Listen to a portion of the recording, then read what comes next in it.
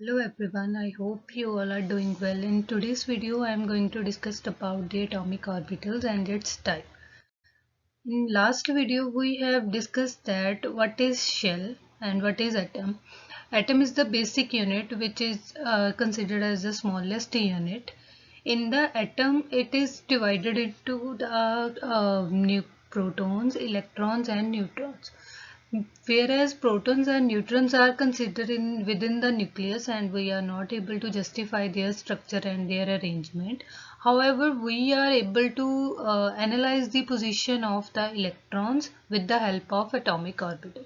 Now, basic term behind atomic orbital is that atomic orbital is a function describing the location of the electrons. This is the key term which we have to keep in our mind, that it is basically a function which describes the location of or the wave-like behavior of an electron in an atom. Make sure we have to one thing we have to keep in our mind, that each orbital has a capacity to hold the maximum 2 electrons in it. Moving further to the next types of orbitals are s orbital, p orbital, d orbital and f orbital. So firstly we will discuss the s orbital. Before directly jump into the atomic orbital shapes, we have to few things we have to keep in our mind, that each atomic orbital have three axes, that is x-axis, y-axis and z-axis. Basically here we are describing the shape or the region where probability of finding the electron is maximum. Like as in s orbital, you can see that this is a spherical shape, symmetrical, if like a football or a ball, which is three-dimensional in nature, and the probability of finding the electron is maximum in this region, right? So the spherically shaped region, we have to keep in our mind that s orbital is always spherically in shape, describing where an electron can be found within that certain degree of probability. Like as if we consider that we want to find the position of electron somewhere here, where I am showing placing my marker here, to find the probability to find the electron is least or not. Electron is not existed within this region. However, if we find out the electron probability within this region is maximum. So basically orbital is a kind of a function which describe the location of the electrons. So we have to identify the orbitals. These are of four types: s orbital, p orbital, d orbital and f orbital. Firstly s orbital, if we recall it again, that s orbital which is smaller, which is spherically symmetrical. That means we have to find out the electron position within that spherical region. Next is p orbital. P orbital basically in an atomic orbital which have two orbital lobes. Look at here. There is one lobe and this is another lobe. In p orbital is dumbbell shaped. You have to keep in our mind that p orbital is dumbbell shaped, s orbital is spherical shaped. So in this dumbbell shaped, which where the we see to find the electron, it has maximum probability to find the electron in these region, like as this region or this region.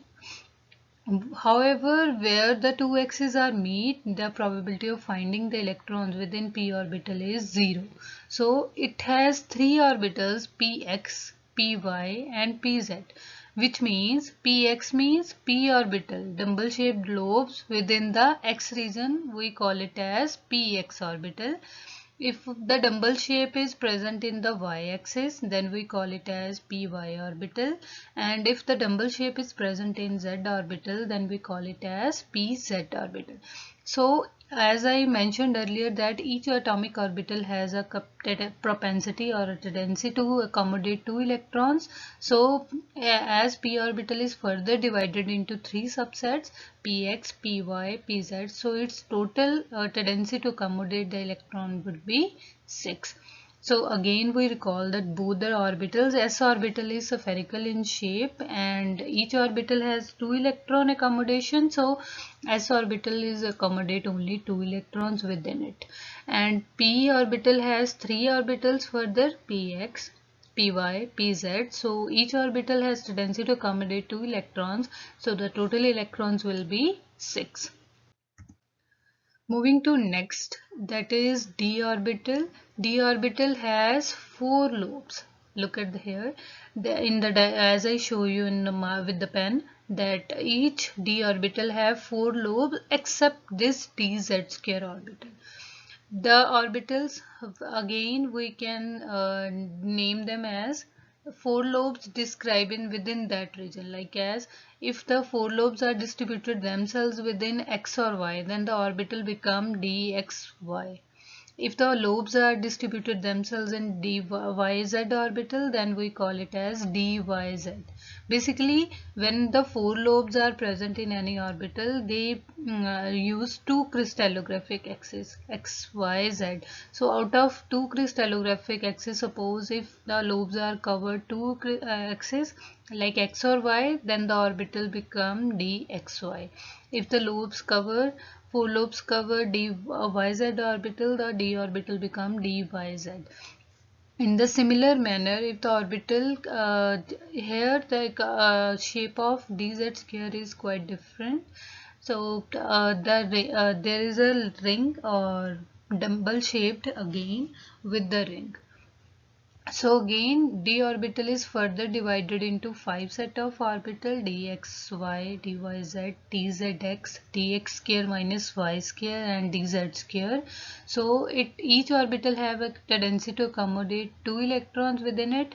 So the total propensity of d orbital to accommodate 10 electrons within it. And the last orbital of discussion is f orbital. F orbital is further 7 suborbitals, like as fx, fz cube, fxz square, fiz square, fxyz, fzx square minus y square. In the similar manner, as these are three-dimensional shapes and it is not difficult, it is quite difficult for us to imagine the two-dimensional vision into three-dimensional vision. So we do not need to memorize all these shapes, rather we have to memorize their names, like as fz cube, fxz square. These are the names of f orbital. If you find out the basic shape behind of the f orbital, there are 6 lobes present in f orbital, like as, except again fz cube, like as in d orbital there are all have 4 lobes except dz square. In the similar manner, in f orbital there is a 1 lobe. Fz cube orbital have only 2 lobes along with 2 rings in it. So apart from that, all have 6 lobes. And again, f is subdivided into 7 suborbitals. So it has tendency to accommodate 14 electrons within it. Moving next, I'll use Wikipedia in order to create this video. Later on, we can discuss the more in-depth knowledge about the further orbitals and their description in next video. Thank you so much.